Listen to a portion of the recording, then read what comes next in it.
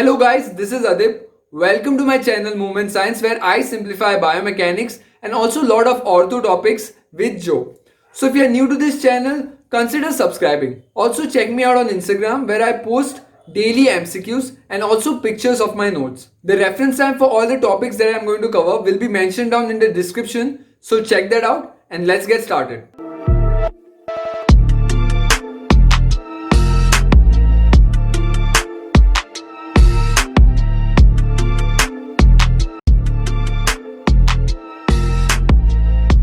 So to begin with, your ankle joint palpation starts with your proximal tibiofibular joint. This is your distal tibiofibular joint. So let's go to the proximal tibiofibular joint. So if you see over here, there is a bony bump on the lateral side of your knee, slightly below your knee. So that is your head of the fibula.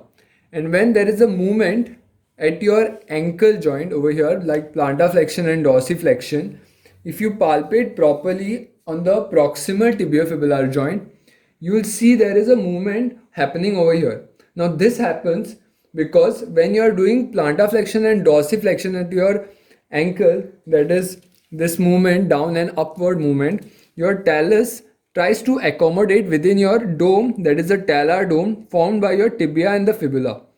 And as we learned in our videos, that fibula provides the mobility to your ankle joint, whereas tibia provides the stability, right?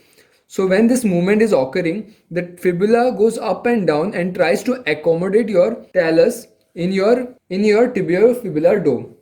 So as this fibula moves over here, these movements are magnified at the proximal tibiofibular joint, right? So these can be felt by just keeping your finger on the head of the fibula and then doing plantar flexion and dorsiflexion movement at your ankle joint.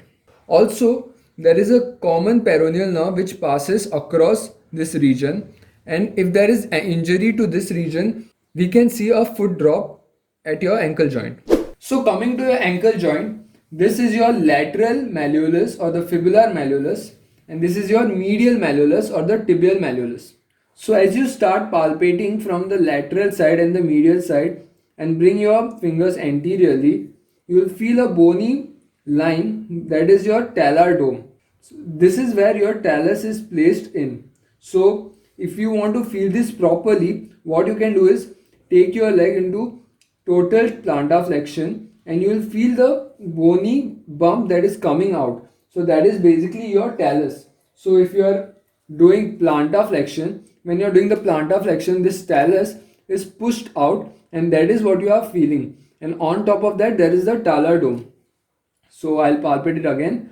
So this is your talar dome, and when you do plantar flexion, the talus is coming out. Please note that this should be done passively so that you can feel the talus. If it's done actively, what will happen is all these tendons on the anterior side will pop out and it's hard to palpate these bony structures. Then going from the medial side, if you start palpating anteriorly and if you go slightly downward, you will feel a bony prominence over here.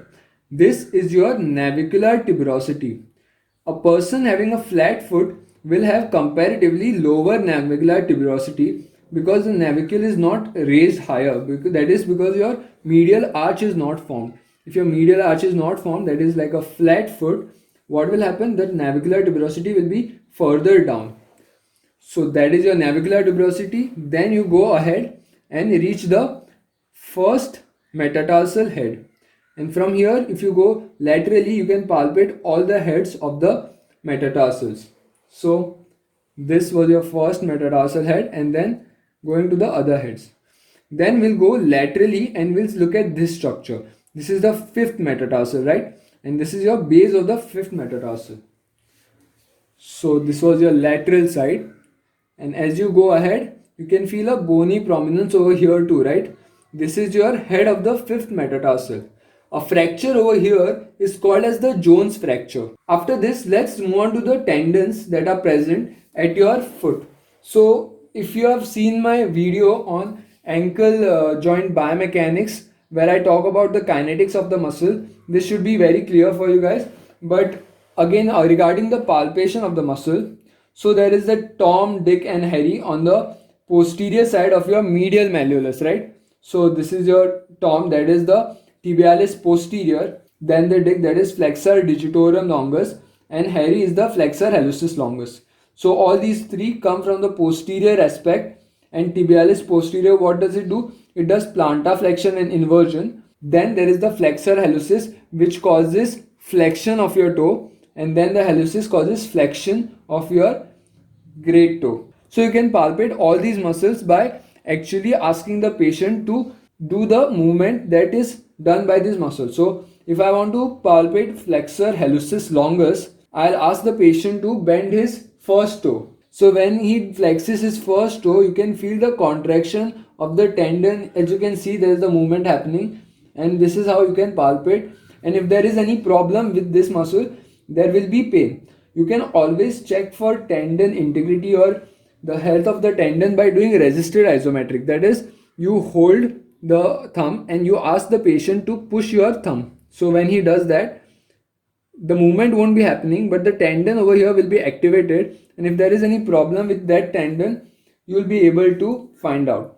Now this stands true for all the tendons. So you can do the same for the flexors, that is the flexor digitorum, and then again the tibialis posterior by asking him to plantar flex and then invert, right? So plantar flexion and inversion, active contraction will cause pain in the tibialis posterior if there is any pathology. Then coming to the anterior side, again there is the Tom, Dick, Harry, that is the tibialis anterior this time. Then there is your extensor hallucis longus, and then all the extensor digitorum longus, that is the tendons which cause extension of your toe. So if I ask the patient to extend his toe, that is move it upward, you can see clearly that there is prominence over here. So if I ask my patient to push my thumb upward, you can see there is a tension in the tendon, and this is how you can tell if there is any problem with this tendon itself.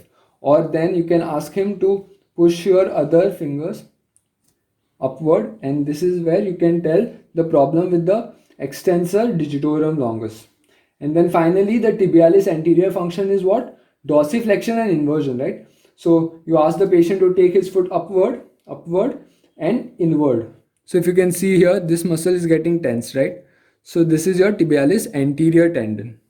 So talking about some lateral structures, there are the peroneal tendons which come from the lateral side and attach to your base of your fifth metatarsal.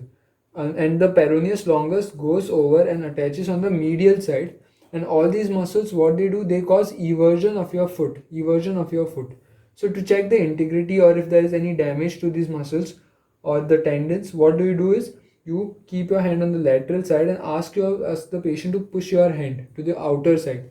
So if you do that, and if there is a pain on the lateral side, what does this tell?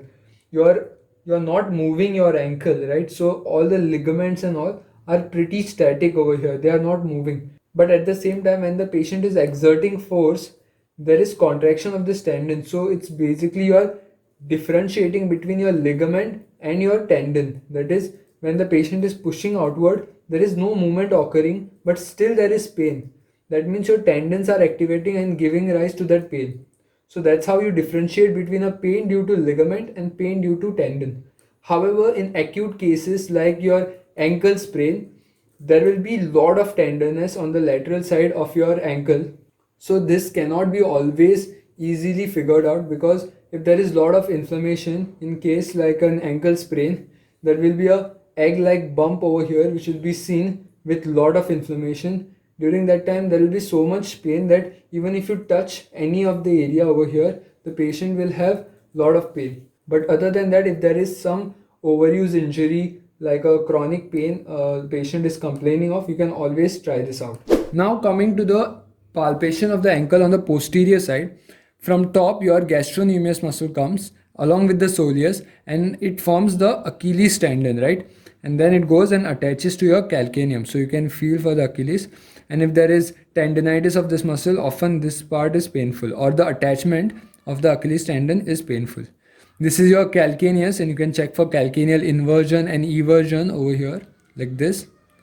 And then also if you palpate very softly, you will find that this place over here is very soft, right? This is your bursa. That is the retrocalcaneal bursa. If you like my content, please share it with your friends and don't forget to hit that like button and some comments so that I can get some feedback regarding what other topics I can make. Also, don't forget to hit that subscribe button and see you soon in the next video.